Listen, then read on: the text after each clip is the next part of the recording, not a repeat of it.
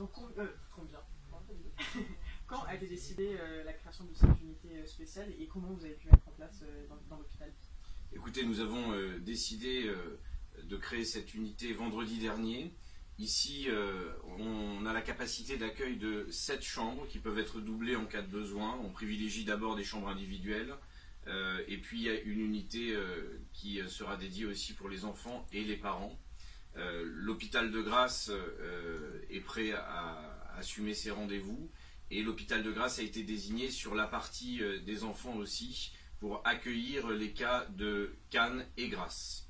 Donc sur le service pédiatrie. Sur le service pédiatrie. Et comment a été formé le personnel? Comment vous leur avez transmis justement toutes les instructions nouvelles face à l'épidémie de coronavirus? Alors monsieur le directeur de l'hôpital a coordonné l'ensemble des choses. Il a œuvré pour que tout soit prêt, pour rappeler aussi toutes les consignes d'hygiène, de sécurité du quotidien pour la transmission.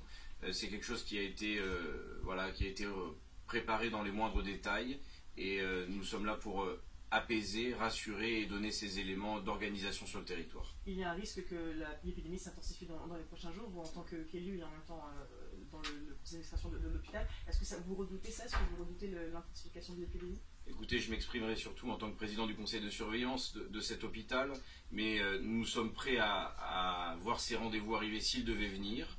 Et aujourd'hui, je crois que les choses sont coordonnées pour pouvoir, à l'ouest des Alpes-Maritimes, recevoir l'ensemble des situations.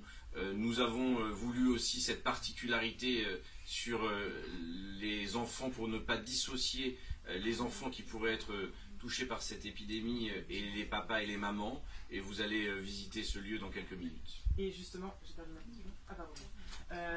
La population qui par exemple a des soupçons sur elle-même ou quelqu'un qui a des symptômes, qu'est-ce qu'elle doit faire? Est-ce qu'elle doit appeler l'hôpital? Est-ce qu'elle doit Alors, rester chez elle? l'hôpital a un protocole que monsieur le directeur vous expliquera qui est normé, qui permet de détecter et d'éliminer un à un les cas. Est-ce que c'est une grippe? Est-ce que c'est une autre situation? Et après, il y a ce site qui permet justement d'accueillir, mais préalablement, il y a un certain nombre de tests qui sont faits avec un protocole qui est mené, un protocole opérationnel pour détecter si les cas sont des cas avérés ou des cas suspects. Et cette unité-là va travailler en autonomie, c'est-à-dire qu'elle va être totalement détachée du reste du service. Comment cela a été pu mettre en place? Comment cela est mis en place dès maintenant?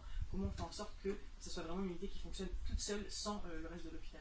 Alors c'est un grand travail, je laisserai monsieur le directeur de l'hôpital vous l'exprimer parce que c'est le fruit de son travail, de sa coordination où il a tout mis en œuvre pour que ça se passe de manière parfaite. Merci beaucoup. Merci à vous. Merci.